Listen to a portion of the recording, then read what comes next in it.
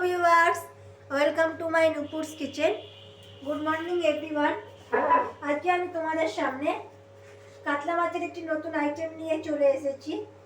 তো এখানে আমি 4 পিস কাতলা মাছ নিয়ে নিয়েছি। তো আজকে আমি তোমাদের কাতলা মাছের একটি ইউনিক আইটেম করে দেখাবো। তো এই রান্নাটার নাম হচ্ছে কাতলা মাছের মধু ক্ষীরা। তো এই রান্নাটা একবার অবশ্যই বাড়িতে ট্রাই করে দেখো, আশা করছি সবার খুবই ভালো লাগবে। আচ্ছা, কড়া বসিয়ে দিয়েছি, তোমাদের দেখিয়ে দিই। কড়ার মধ্যে আমি 2 চামচ মতন 2 টেবিল স্পুন সর্ষের তেল দিয়ে দিয়েছি।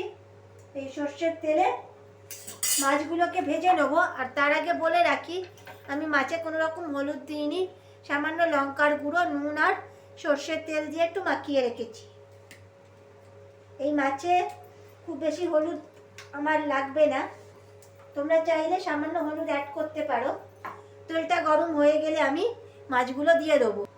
তেলটা গরম হয়ে গেছে, আমি মাছের পিসগুলো দিয়ে দিচ্ছি। আর মাছগুলো আমি তেল ব্রাশ করে নিয়েছিলাম, তাহলে কি হবে, মাছগুলো কড়ার গায়ে লেগে যাবে না। এখানে আমি যেরকম পিস নিয়েছি, তোমরা তোমাদের পছন্দ মতন পিস অ্যাড করতে পারো। মাছগুলো দুপিটটা ভালো করে আমাকে ভেজে নিতে হবে। এই দেখুন, মাছগুলো আমি সুন্দর করে দুপিটটা হালকা ব্রাউন করে ভেজে নিয়ে।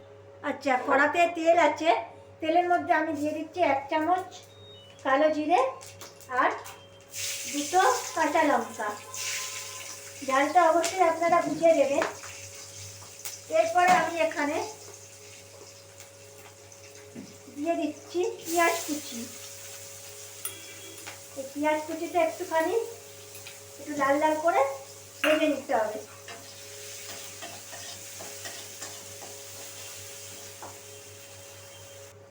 আচ্ছা, পেঁয়াজটা ভাজা ভাজা হয়ে গেছে। এবারে আমি দিয়ে দিচ্ছি ধনেপাতা আর কাঁচা লঙ্কা বাটা।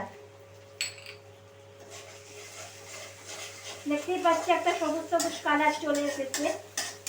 এই ধনেপাতা আর কাঁচা লঙ্কাটা আরও কিছুক্ষণ আমি একটু কষিয়ে নেবো খুব ভালোভাবে। একটু কষিয়ে নিতে হবে 2 মিনিট ধরে। এই পর্যায়ে আমি দিয়ে দিচ্ছি স্বাদ অনুসারে হলুদ। 1 চামচ হলুদ চলে গেল।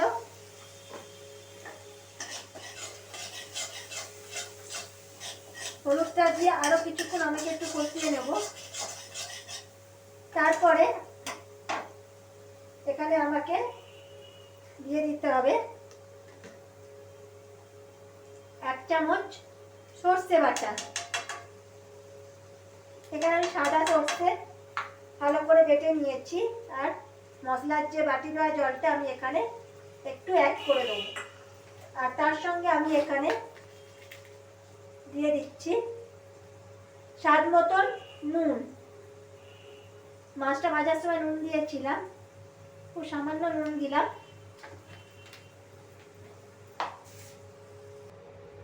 এবারে আমি যে মশলাটা আমি দিয়ে দিচ্ছি 1/2 চামচ কাশ্মীরি লঙ্কার গুঁড়ো।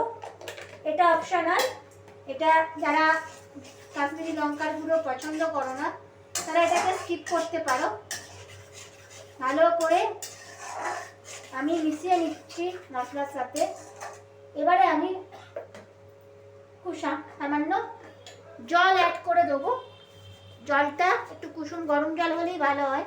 তো আমি এখানে ঠান্ডা জল অ্যাড করে দিচ্ছি খুব সামান্য। যতটুকু আমি ঝোল রাখবো ততটুকু আমাকে জল দিতে হবে, খুব বেশি ঝোল দেওয়ার প্রয়োজন নেই।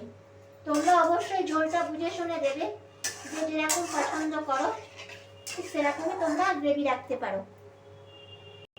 তোমাদেরকে দেখিয়েছি ঝোলটা ফুটে উঠেছে। এবার ভেজে রাখা মাছগুলো একে একে আমি দিয়ে দেবো। খুব আলতো করে দিতে হবে যেন মাছগুলো ভেঙে না যায়। এবারে আমি গ্যাসের ফ্লেমটা একটু বন্ধ করে দেবো। সাথে সাথে আমি কয়েকটা কুচিয়ে নেওয়া ধনেপাতা একটু স্প্রেড করে দেবো। অবশ্যই রান্নাটা বাড়িতে ট্রাই করবে, যারা একঘেয়ে পেঁয়াজ রসুন দিয়ে কি ফুলকপি দিয়ে মাছ খেয়ে বোর লাগছে, তাদের এই রেসিপিটা অবশ্যই ট্রাই করবে, বাড়ির সকলকে খাওয়াবে। ধন্যবাদ, ভালো থাকবে।